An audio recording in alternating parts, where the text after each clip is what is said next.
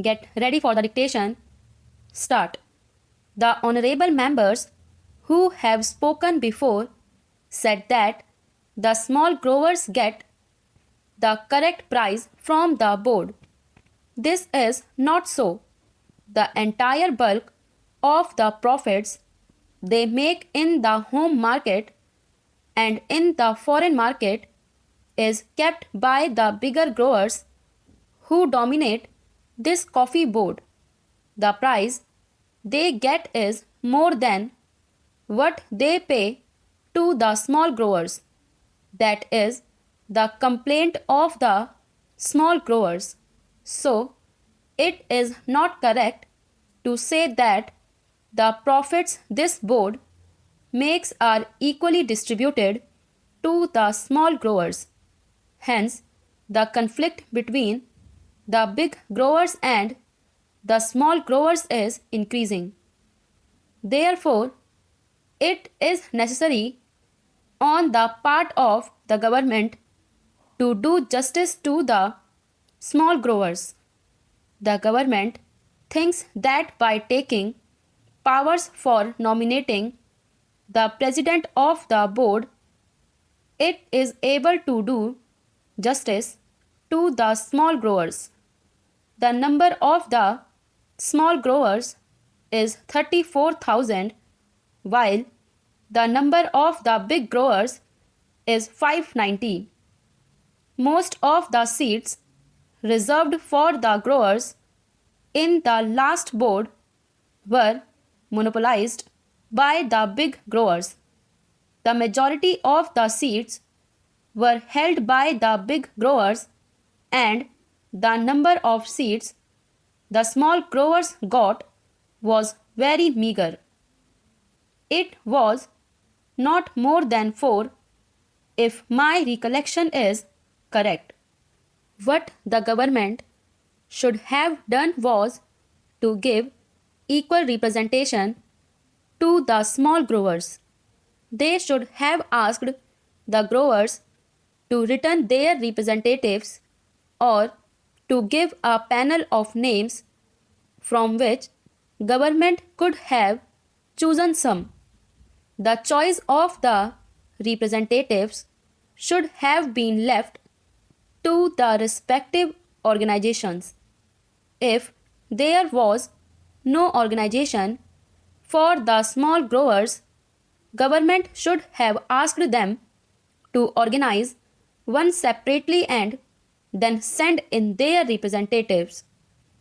Our friends said that the representatives of the small growers were there on the existing board. It is true, but I know the practice of these big growers or big industrialists. Having given membership to the smaller fry on their organizations, they don't allow them to express themselves.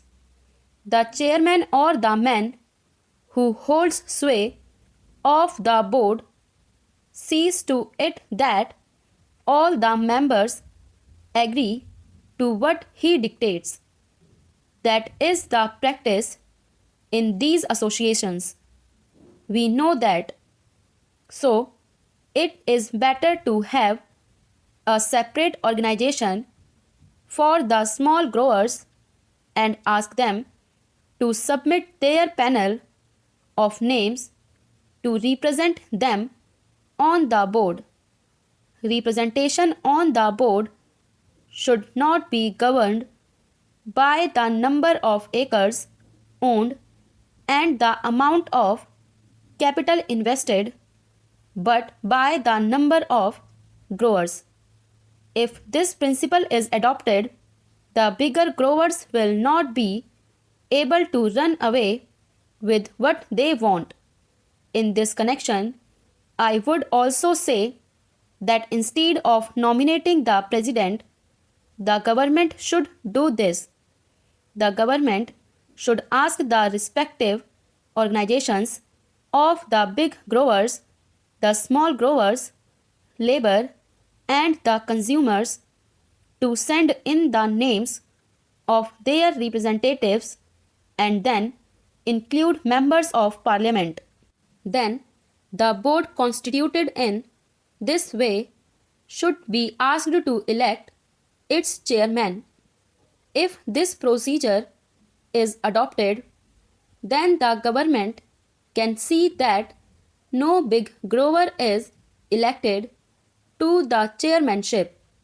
In that case, only a man who can command a majority in the board will be elected, and that man will see to it that justice is done to all the interests concerned.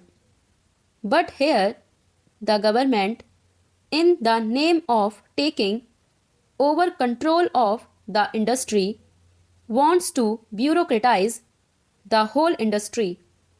I don't think that by bureaucratizing the board, the government will be able in any way to help the industry to develop or to bring about better working conditions for the labor.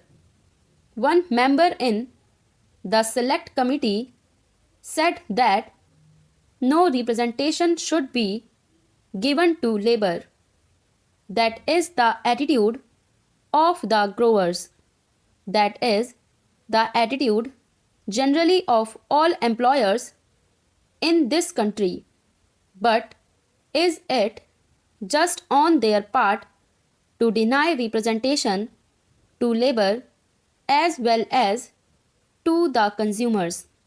Certainly, the rights of these people should be recognized, but personally, I don't think that by merely giving representation to labor on the board, the government can do justice to labor. It is true that the minister in the select committee, as well as in his reply to the debate in the other house, said that the working conditions of labor were very pitiable and deplorable and should be improved. Sir, there was also a petition sent to the Lok Sabha by the employees of the coffee house recommending to the house that their petition should be considered. The employers deny the rights of the workers, and they say that they have made all efforts to develop the industry in all these 13 years, at whose cost? It is at the cost of the workers by paying them low wages. They have made a huge profit, which is expressed in the reply of Mr. Radcliffe to a question of the Honourable Minister for Commerce and Industry, that he had been distributing a dividend of 13.5% in 1 year. In 1 year, he had given 20% dividend, in another year 27%, and in yet another year he gave 19% to his shareholders. At the same time, this big dividend is after deducting the expenses including depreciation, taxation, reserve fund, and reserve fund to capital invested. Apart from all these, they have made a net profit so as to distribute an average dividend at 13.5%. Can anybody imagine that such an industry should be allowed to distribute this high dividend at the cost of the poor labor who actually produced this profit? Certainly, at the cost of the poor labor and the people, they have got this profit. The coffee houses are getting coffee at the rate of rupees 210 per kilo. At the same time, how do they sell coffee there?